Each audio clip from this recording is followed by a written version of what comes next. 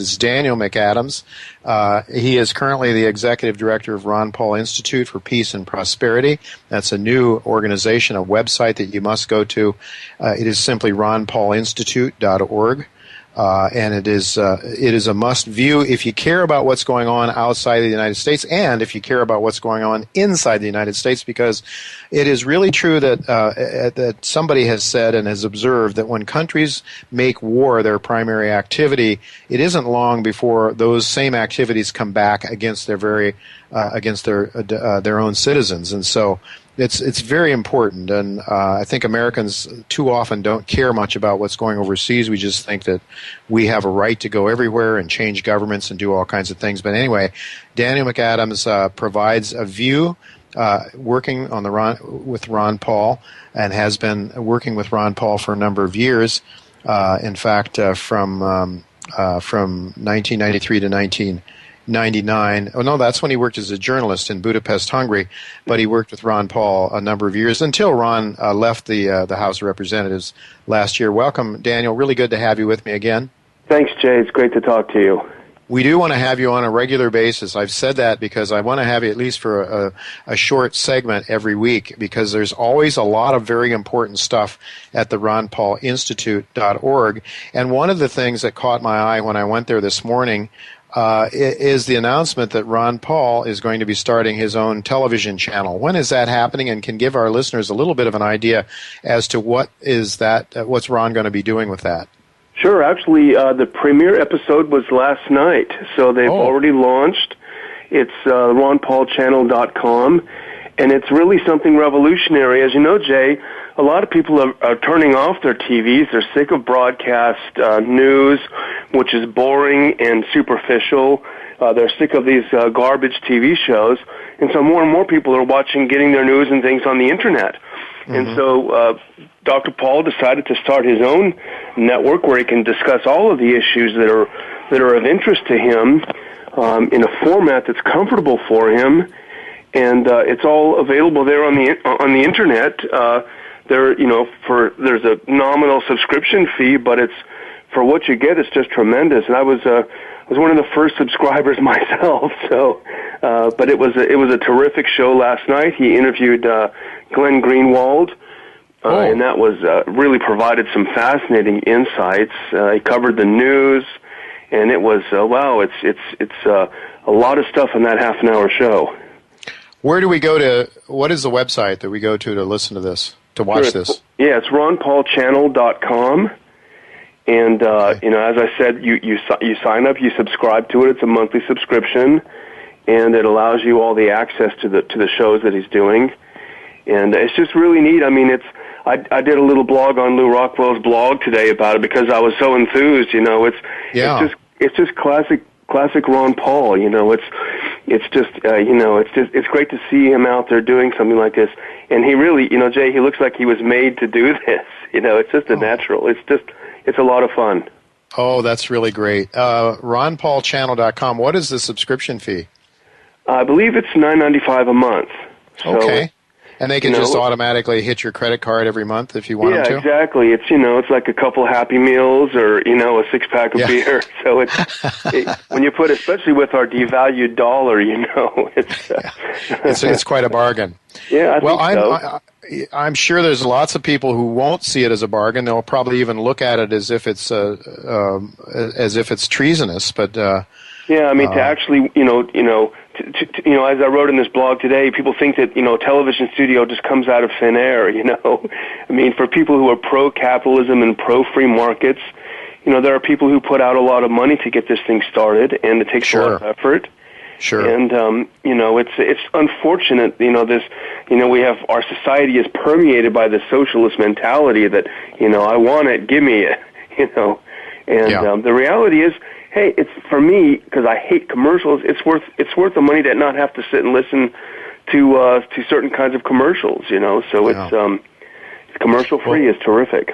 Well, don't say that about our mining company sponsors, though, please. Oh, not at all. I'm talking about things on TV where I have to grab my kids' ears and shut their ears so they don't hear these horrible things that that come up. I'd rather have my kids listen to commercials from mining companies. Okay, It can take fair care enough. of me in my old age. Fair enough, but commercials. I get the point, and I agree with you. Well, I'm going to have to definitely sign up. I haven't done so yet, and I've got to do that. I wasn't aware that it had actually started already. And Glenn Greenwald, wow, that is fantastic. So definitely, really looking forward to that. Well, the U.S. Has really been involved, and Ron wrote a piece on the site. Now, why are we at war in Yemen? What is the reason? I don't think, most of all, I wasn't even aware we were at war in Yemen, except that I know that we have, we have all kinds of activities in over 100 countries in which we're fooling around with our CIA or our NSA or whatever to try to change regimes and to plant attitudes in the minds of the local people.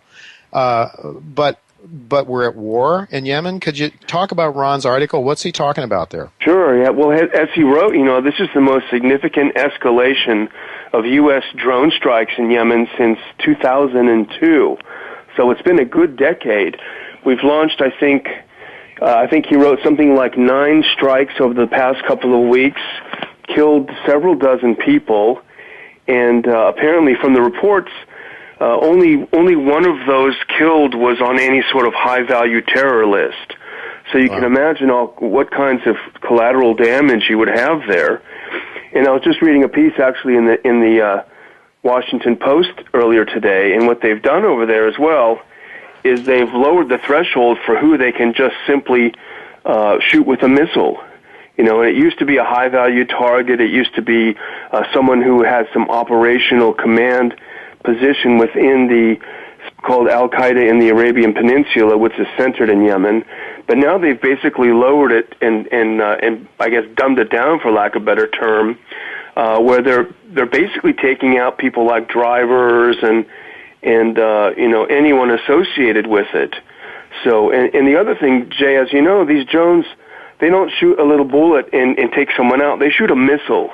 Yeah. So if you are someone who is on the list, and so you're driving down to the store with your kids, your wife, you're going to a wedding, you're going to a family dinner, and they target you, they take out your whole family. And so as Dr. Paul wrote in his piece this week, imagine what kind of a recruiting tool this is for the Al-Qaeda in Yemen. Someone who loses their entire family in a strike that, sorry. Actually, not even sorry. No. But he quoted an interesting professor who claimed that a lot of these strikes, people feel an obligation because if someone, whether or not they're in Al-Qaeda, but if someone is in that clan, which is important in their culture, if that person is hit, then you have a moral obligation to take up that person's defense. So even just in the ham-fisted way we're doing it, it's almost like we want to create more of these extremists down there. So it really is an escalating mess. Yeah, it reminds me, Daniel, of a movie that I saw just recently. I think I talked to you about it, called Dirty Wars. A film producer from Brooklyn, actually, and he and his colleague literally risked their lives many, many times to find out what was really going on, and this was in Afghanistan, I believe. And they followed the death of the cleric that was the American citizen that was killed with a drone attack, and pointed out that before the Iraqi war, he was actually pro-U.S. This cleric was. He was favorably disposed towards our involvement, but when we got into Iraq, that really turned him. And then he made the point that we are exactly the point that the professor that you're talking about, I think you're talking about Gregory Johnson at Princeton University. Yes, exactly. That in fact that what we're doing is we are stimulating hatred. And this, of course, is exactly what Ron Paul said when he said the reason they're over here is because we're over there. I mean, doesn't it stand to reason? Why can't Americans understand that, Daniel? Why are we so stupid? I mean, it's simple, and as we talked about last time, I think, Jay, is it so difficult to simply put ourselves in the shoes of people overseas? Right. These are human creatures like we are, and how would we feel if some of our loved ones were so unfairly targeted for death? Devastated to those people are devastated by it. It's just, and how did we as a nation, given the Declaration of Independence, the Constitution that we have, and the Bill of Rights, all the things that we supposedly believed in, how did we come to this? Yes, exactly.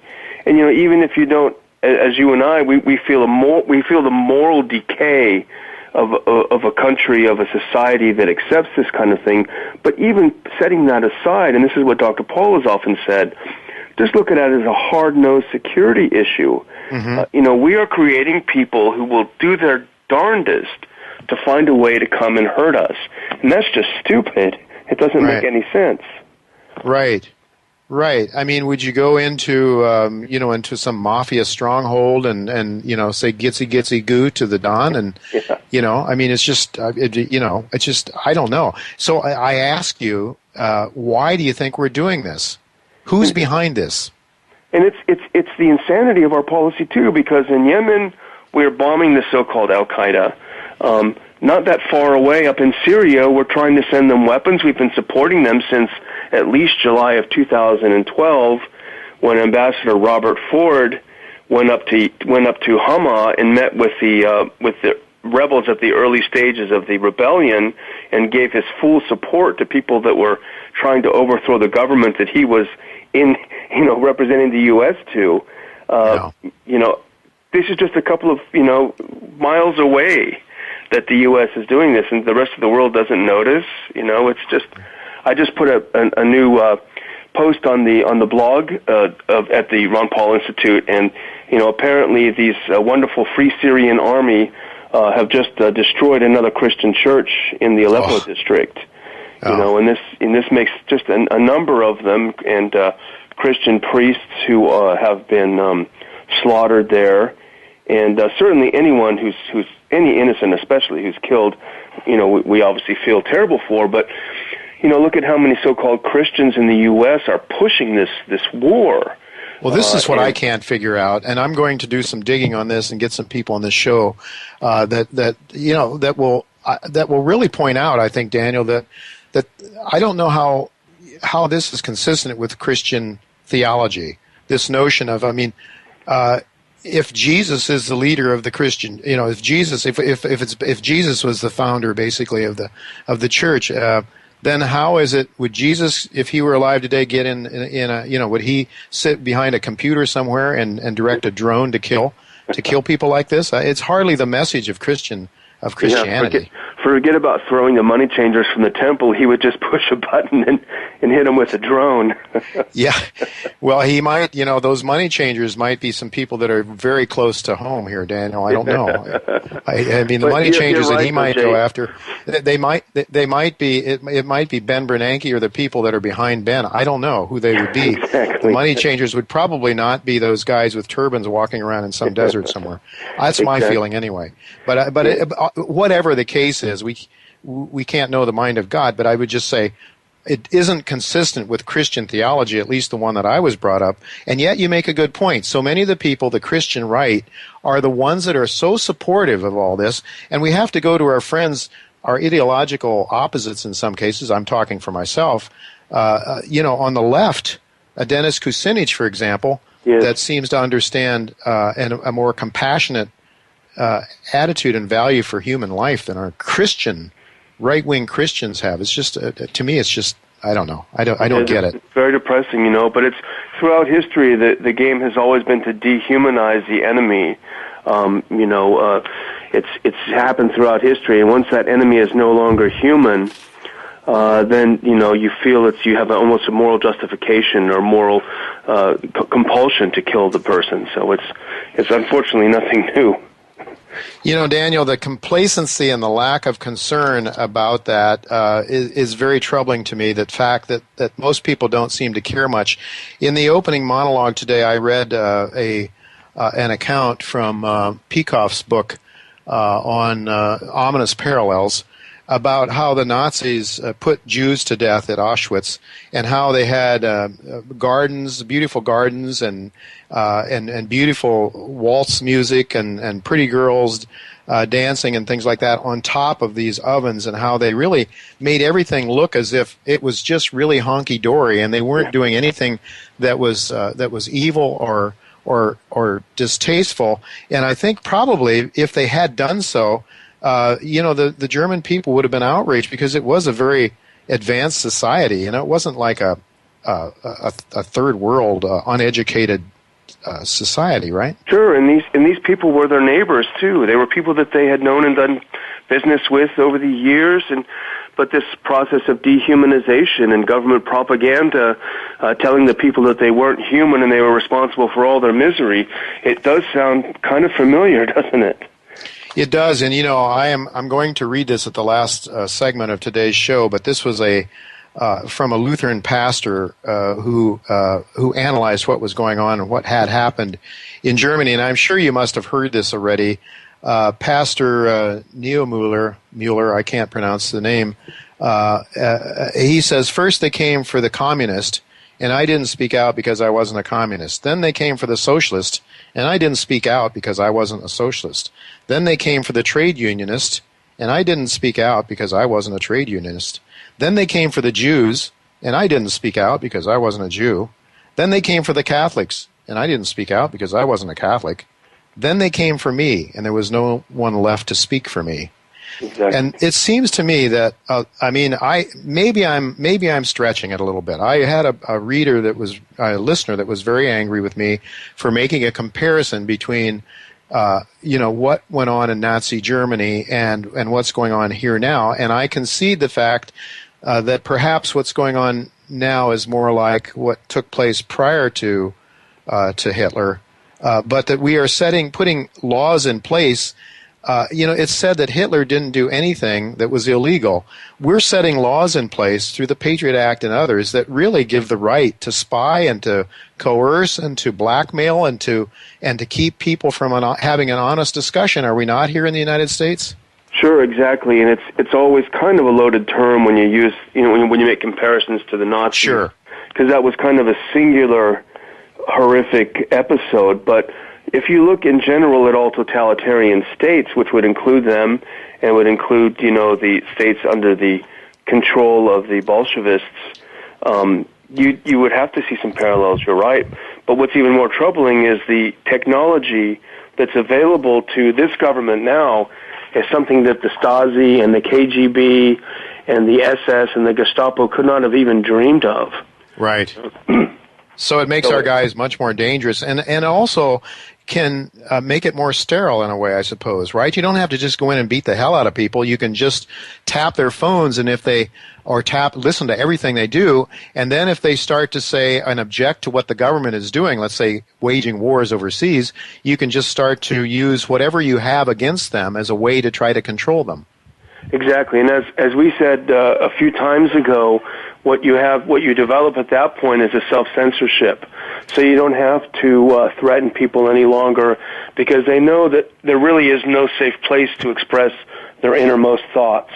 And so they'll suppress those thoughts. And that's where you have a truly psychotic society.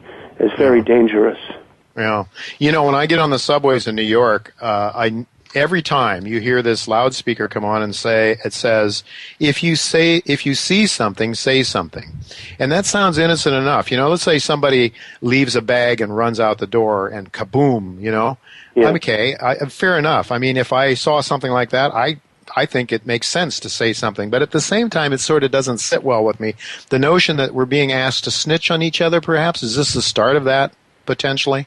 Yeah, and it's also an insult to our normal moral compulsions. We would feel morally compelled if we saw an old lady get hit to say something, right. And it really sort of dumbs down and takes away what should be a natural reaction to something that is illegal or unjust or dangerous or what have you. So there again, the state takes over that part of our normal interaction with each other, just as it has taken over charity to a large degree, with the welfare state and how it discourages individuals from contributing to charity because they feel like, hey, the state's got it covered, why should I bother? Yeah. In Ron's article talking about Yemen, he says there's an alternative. It's called non-interventionism, we should try it. Maybe the best defense would be to stop off, take away our offense instead of stirring the hornet's nest with a stick in all these different countries. Just back out. Exactly. But of course, neither Republican or Democratic administration, at least anything that we can see, or anything that's allowed to be elected and occupy the office of the White House would ever propose that, right? And why not? We have this megalomaniac idea that the U.S. has to control the rest of the world. We know what's best for the rest of the world, and we're going to tell them how to do it. And this, when I say we, that's not really fair. It really is kind of the neocons who feel this way, and they're on the left and they're on the right. They can be called Samantha Power, they can be called Charles Krauthammer or John McCain.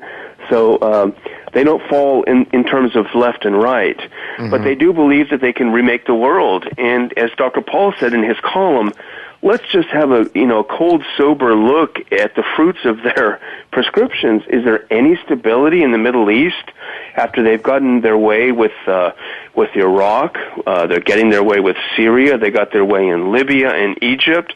Is the place any better off? Can they point to a single success? And who's going on holiday in Egypt this year? Not many of us. No, indeed, for sure not. One of the things, and one of the questions I have in my own mind, Daniel, is as a strong supporter of Ron Paul, given the fact that we have actually, become an empire, we're no longer a republic. We've stuck our nose in, we've stuck our military into countries, and we've used our CIA and our spies to turn governments against their leaders and all that stuff. We've done that time and time again. Going all the way back to Mao Zedong in 1952 or whatever it was back at that time. Yeah. Okay, so we're there. We're an empire. We've put ourselves in. Now, what happens if we pull out suddenly, as Ron Paul would like to do? Would there not be a vacuum, and would that not then be filled by some of the countries that are our adversaries, or at least we've made our adversaries, like China and Russia, perhaps, by being so aggressive? Would there not be something to fear about that sort of a collapse or implosion if we did pull out and start behaving ourselves? Well, we'd have to define our terms, because who is the we? If the we is the military, then the assumption is that it's the military that protects and promotes U.S. business overseas. Whereas we would probably argue that it inhibits the conduct of commerce overseas. The military enforces embargoes and enforces sanctions. So if perhaps you could turn it around and say, if the military would pull out of these areas and stop prohibiting Americans from doing business in one way or other, maybe American business would move into the vacuum and start competing. And if Chinese or other business was competing on the same terms, then that should certainly be welcomed, I would say.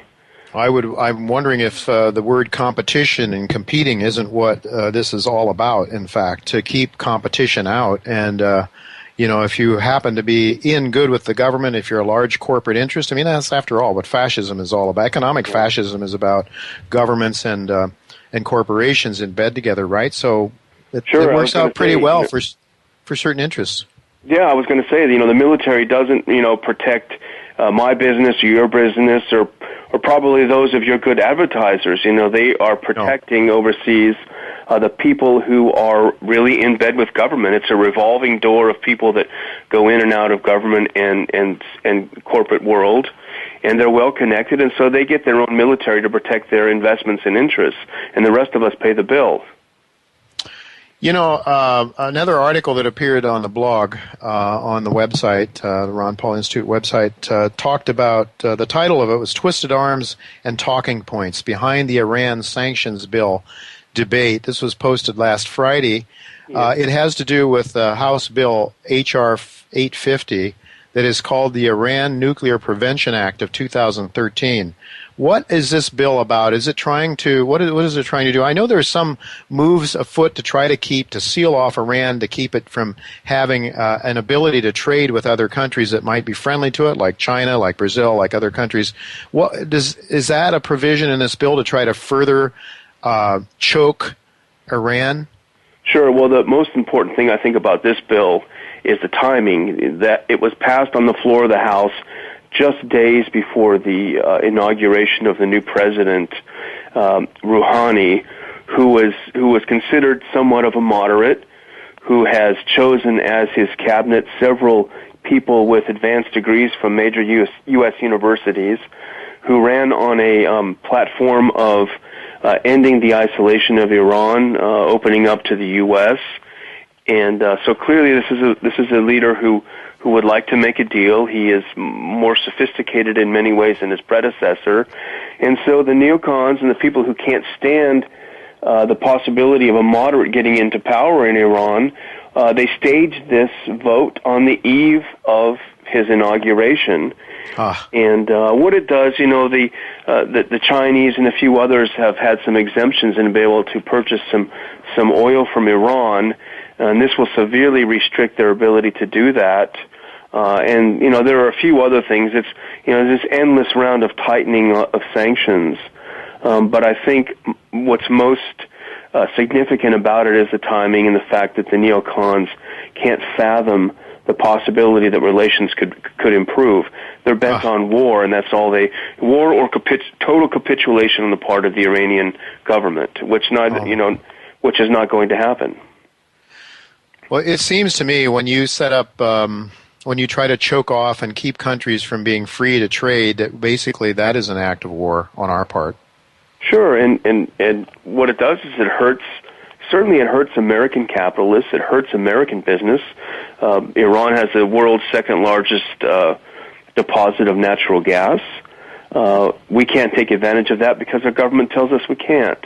But it also hurts Iranian private business, the private sector in Iran, which is significant. They're the ones that are hurt the most. They're the ones that can't do business. So ironically, it forces more government control over the economy, more socialism in Iran, and it's just ironic to see that. It just doesn't have any positive effect at all. Daniel, on that same article, you mentioned you say the good, the bad, and the ugly, and you named some names in terms of congressmen. Who are some of the good guys on this HR 850? Sure. Well, I wanted to introduce that feature into our look at Congress because a lot of times some of these debates will go on for a long time, and as you know, members of Congress can talk and talk. So we're basically going through this so the rest of the readers don't have to, and pulling out quotes that are what we think are the essence of the debate. And the good are the people who've warned about the foolishness of these kinds of sanctions. Jim McDermott, he's a liberal Democrat from Washington. He made a great point that we've been through this movie before. We've done sanctions before, and no, it did not lead to any kind of change. It led to war, and so are these. And I call the bad the people who just argue the wrong arguments, who are for war and they're for sanctions. People like Eric Cantor and Elliot Engel and Ed Royce. And the ugly, I think, is a special category for people who just say nasty things, who just say outrageous things. And I have on the top of that list Ted Poe from Texas, who, if you've ever heard him speak on the floor, he has his own unique style. But he said, this new so-called president of Iran is no different than Ahmadinejad. He's no moderate, he's just slick. Oh, yeah. It's just kind of vulgar language. Well, it's just obviously these guys don't want they don't want peace, and they have another agenda, and I think it's probably a military-industrial complex issue. It's a corporate fascist issue, in my view. That's the way I see it anyway. What about Peter King? I mean, this guy to me is ugly as sin. He does reflexively support military action overseas, and increase surveillance of Americans at home, and socialism. So he really is the worst of all. He's not a free marketer in any stretch of the imagination. He has a history of supporting terrorists in the IRA. He's just all around just a classic kind of evil neocon. Statist. He is certainly a neocon. You would classify him as such, wouldn't you? Yeah, I think so. I think so. He's just reflexively bad. He, in a way, he kind of reminds me of the late Tom Lantos, he was always for war. abroad and always for socialism at home. Just the worst of all worlds. Daniel, I'm wondering if you could come back. We need to go to a break, but I have a couple more things I'd like to ask you about. Could you come back for 10 minutes or so on the other side? Sure. Okay, great. Let's take a break now. Welcome back to Turning Hard Times into Good Times. I'm really pleased to have Daniel McAdams of the Ron Paul Institute for Peace and Prosperity back with me. There was a couple more topics that I wanted to cover with Daniel. We want to have Daniel back at least for short segments almost every week, if not every week, because there's so much new stuff that goes up every day. Actually, there's new things that go up at the Ron Paul Institute for Peace and Prosperity. It's Ron Paul Institute. Is that what it is? .org? Yes, that's correct. Yeah, and so I would urge you folks to go there. It's free. There's lots of great things. Daniel writes there. Ron Paul writes there. There's lots of academics and other people that are associated with the institute. So it's really, I find it a refreshing view of the world, something very contrary to what you're going to get on the mainstream media. But for that, we're very thankful for Daniel to be with us. Daniel, when we went to break, one of the things I wanted to ask you about, because I believe you've written about it, certainly stuff on the website about Egypt and what's going on there now. I'd like to go back and, what was it, 2 years ago we had the Arab Spring? Yes, it was February of 2011, I believe it was. Right, and what you had there you had a lot of rising commodity prices. You had people that were really having a very difficult time making ends meet. Inflation, as I think it was one of the communist dictators understood very well, that's the way you can really destabilize a capitalist society is to inflate the hell out of it. Yes. And so we started inflating, and we started having the uprisings, people getting very angry. But one of the things that really seems strange to me, Daniel, is I guess there could be things that were really common among all those North African countries, that is food prices and so forth. So there could be a reason. But that all of them, that you had this uprising of all these different countries basically at the same time. What do you make of that? Yeah, it is interesting, and it's, you look at the different antecedents, and there was a move in the mid-2000s. I've talked about it, quite a few times. There was a move to bring in young people from Egypt, from Tunisia, and from elsewhere in the region, to bring them to the U.S., young liberals, to give them some training in communications, in democracy promotion, in regime change. In Egypt, these two groups were the April 6th movement and the Kafaya movement, and these were really the agitators behind the initial protests in Tahrir Square. So these people, it's not to say that, it's not to oversimplify it, because as you very well pointed out, they could not have achieved what they did if there wasn't already a considerable amount of unrest and disappointment in Egypt. The same was true in the Orange Revolution in Ukraine, which was really a U.S.-managed affair, but you did have to have people who were dissatisfied on the ground. You had to have bodies in the street. And so this, to a large degree, is what happened in these places. And over you see relatively secular dictatorships have been overthrown by radical, to varying degrees of radical Islamist regimes. You have all sorts of radical Islam run amok in Tunisia, which wasn't the case before the so-called Arab Spring. We've seen certainly strains of it in Egypt, after 2011, and recently it was overthrown. But you see plenty of that. Look at the unrest on Sinai. You have bands of radical Islamists who are lobbing missiles into Israel, and Israel striking back. This is pretty dangerous stuff.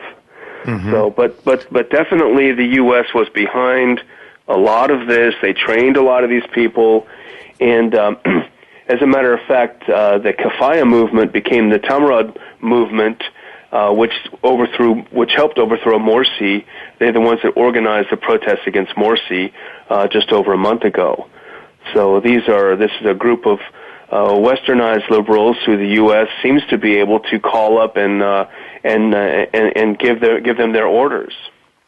So what do we do, Daniel? Let me get this straight. We bring these people in, put them in probably the Harvards, Princetons, and Yales of our country, connect them very well with some powerful people, and then send them back. Because one of the things that's always sort of struck me was how many leaders in these countries that are friendly to us have been educated in the top universities in the United States. Sure, that's true. And they've been educated here. They've been brought over for training. They've been brought over through different NGOs that are all funded by the U.S. government. And then don't forget the military, and especially look at the Egyptian military. They're brought over here to train in our military academies. So if they're infiltrated that way. So it's just an attempt to ensure control over every aspect of these societies.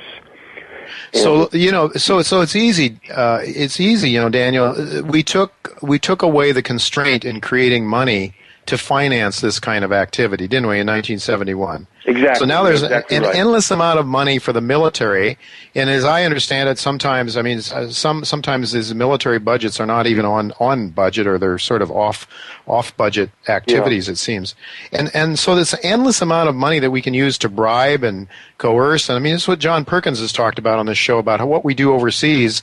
We get these dictators to indebt them, and so that we can basically own them. But so it's about controlling these societies, these countries, and so you can understand that. And so so we try to implant so-called Western ideas in the minds of people who don't. That's not their values. They don't want to know about it.